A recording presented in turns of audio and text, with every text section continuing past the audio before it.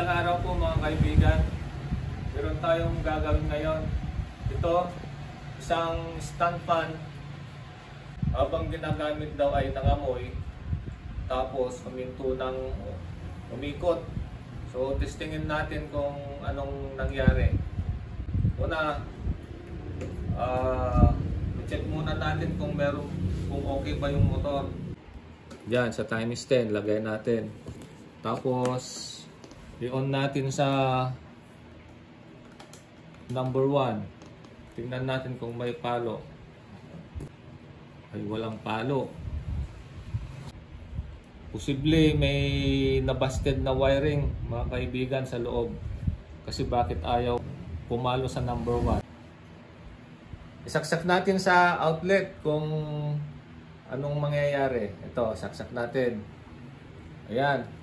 So, switch natin sa number 1. Walang ikot. Bubuksan natin itong electric pan na ito kung anong nangyari. Tanggalin ang fan blade. Ayan. Tapos, ito. Tanggalin ang oscillation knob. Ito. Tanggalin ang front motor cover. Tanggalin ang back motor cover. Ito po yung capacitor. Kalasin natin. Ayan.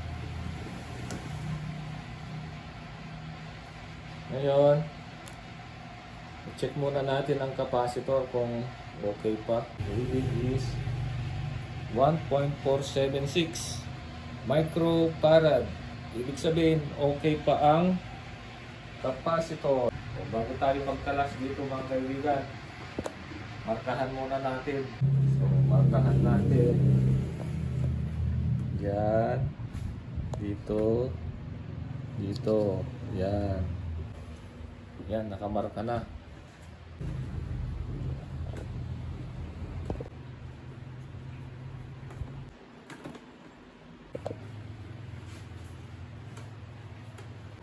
Ito mga kaibigan, binuksan ko itong switch cage niya.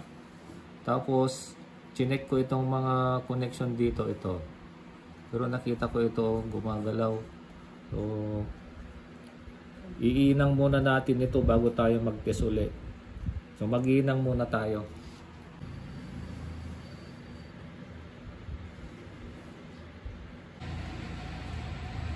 Ayun mga kaibigan, okay na. Gumagalaw doon sa base.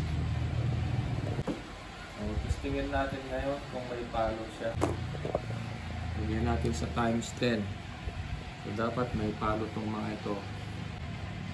So, wala. Ito meron. Ito wala. Ito white. Ito mga kaibigan, no? Nangitim itong mga balot o sunog ang motor nito. Kaya magtatanggal na tayo ng tali. Ayan. Tanggalin natin ang mga tali nito.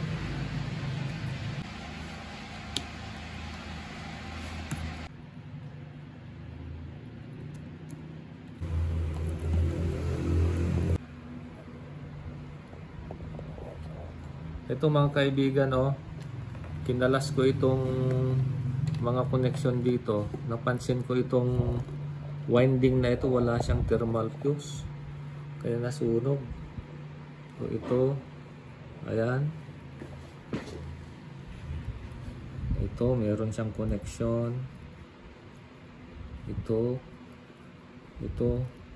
Tapos, ito yung nasunog, Pero hindi sana nasunog ito kung may thermal fuse siya. Ito may putol dito, may putol dito.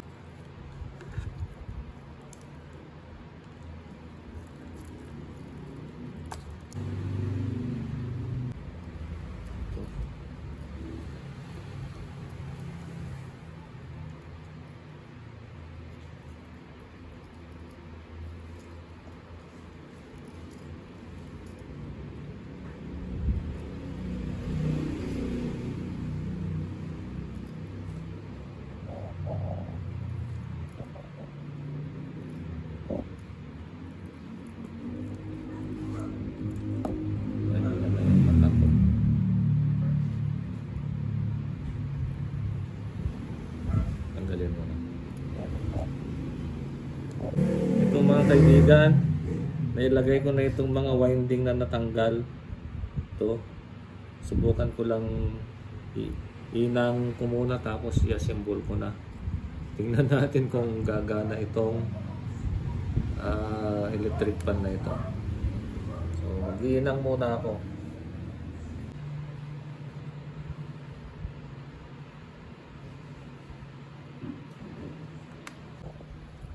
Lalagay na po tayo ng shrinkable tube.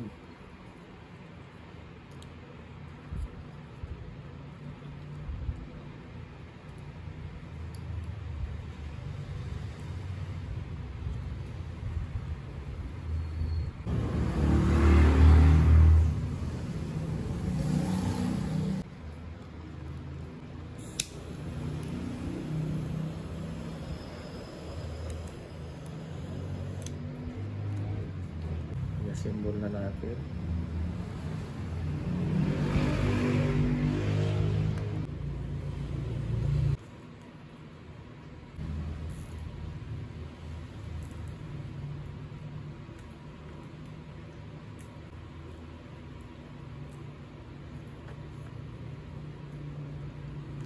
Tanggalin ang sobra.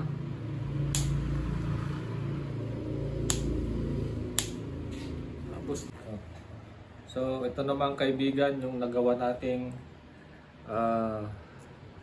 motor protection. So yung paggawa ng ganito ay nakita nyo na sa nakaraang vlog ko mga kaibigan. So ito na siya. Ngayon ilalagay na natin ito dito. Tatali natin ng cable tie.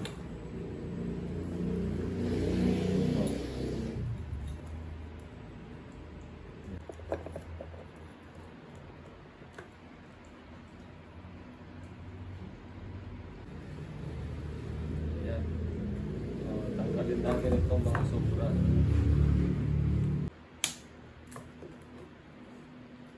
Ngayon i-assemble na natin, pero bago natin i-assemble, i-check muna natin dito mga kaibigan kung saan yung common papuntang motor. So ito, tingnan nyo, ito kung nakita nyo ito yung galing sa saksakan. So isa, ito yun, papunta sa motor, ito, yan. Ibig sabihin, green. Ito na siya. Ito. Ayan siya. O, puputulan natin ito ngayon. Putulin natin para yun ang idudugtong natin mamaya. Saan ba maganda? Maganda rin.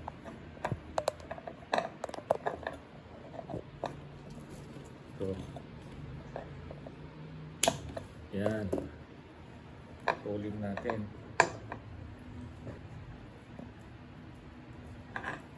I-assemble na natin mga kaibigan.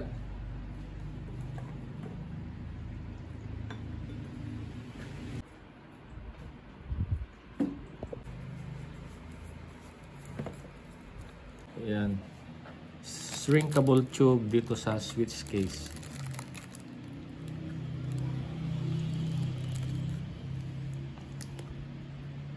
Tapos painitan natin.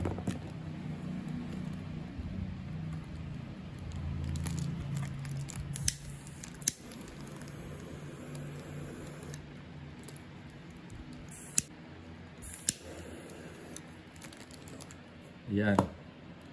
So check na natin tong mga wirings mga kaibigan kung paano kung paano ang connection ngayon. So una, itong dalawang ito yung dalawang kulay green. Ito yung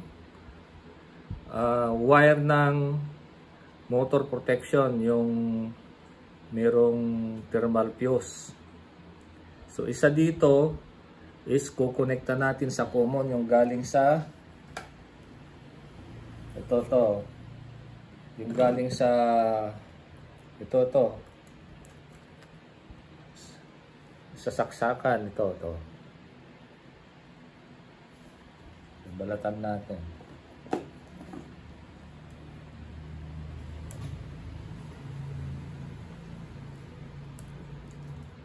Yan. So, i-connecta natin. Kahit saan dito, pwede. So, yan. Connecta natin yan.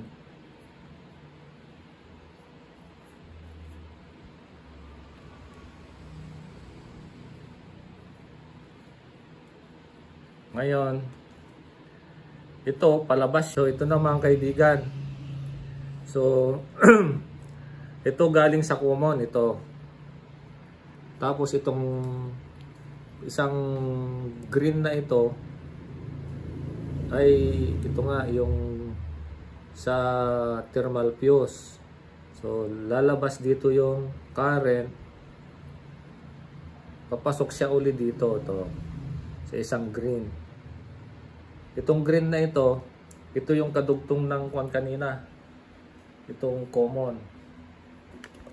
Yan. So, palagan natin.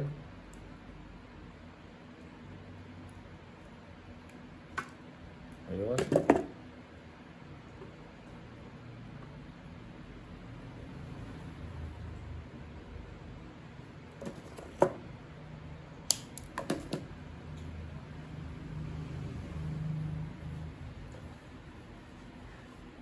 Yan. Tapos, itong yellow capacitor to.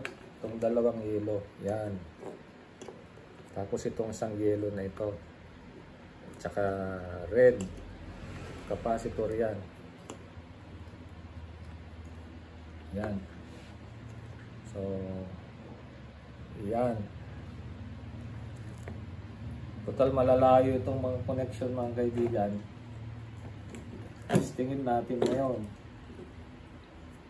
Testing natin kung okay yung naging connection natin.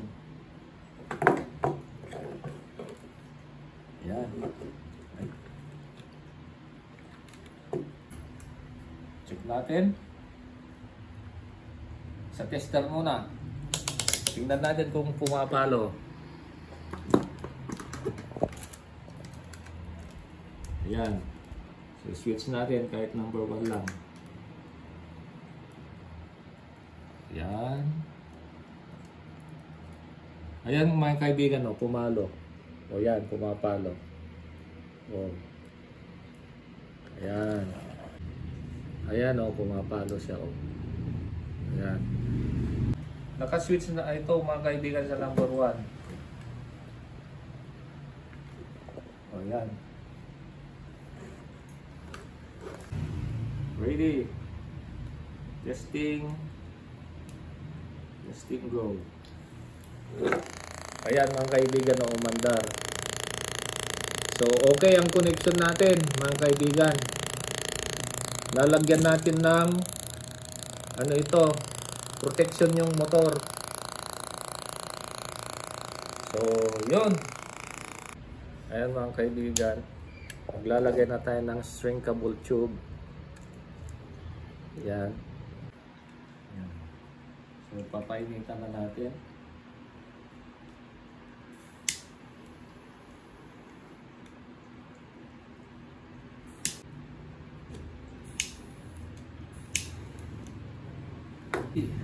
So mag-assemble na ako mga kaibigan.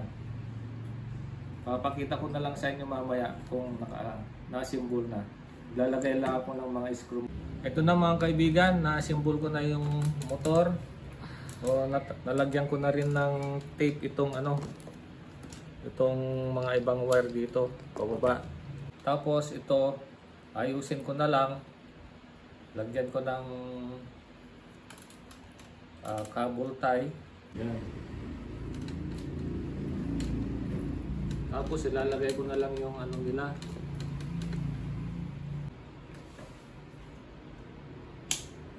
Yan. Lagyan na natin itong front motor cover.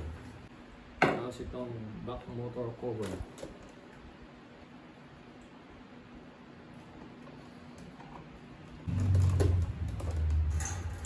Tapos itong rear fan grills, fan blade,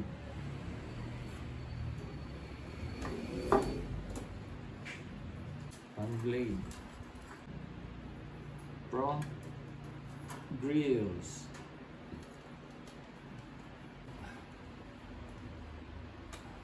bigan, tapos na. Testing na lang natin. Diyan po nagtatapos ng aking vlog sa araw na ito. So ano ba yung mga ginawa natin? Una, inayos natin yung nasunog doon sa winding ng motor. Tapos na-check natin na walang thermal protection o kaya motor protection yung winding, kaya naglagay tayo ng thermal fuse. At inayos din natin itong mga connection dito sa thermal fuse. So salamat sa inyong panunood sa aking mga vlog. Naway may natutunan kayo, at don't forget to like, share, and subscribe, and click the bell para sa mga susunod kong mga videos ay updated po kayo. Bye-bye and God bless.